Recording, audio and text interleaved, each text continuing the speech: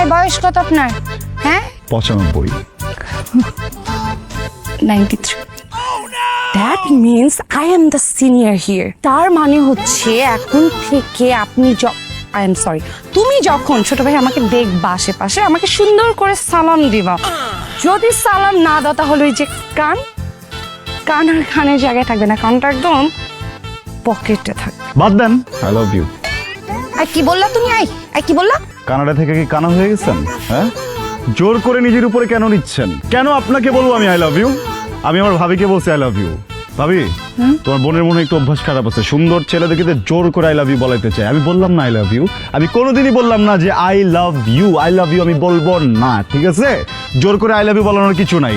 ভাব দেমাগ সবকিছু আমাদেরও আছে। এই, তুই কিছু বলবি রে? বলবো না। বাদ দে, বেডি মানুষ।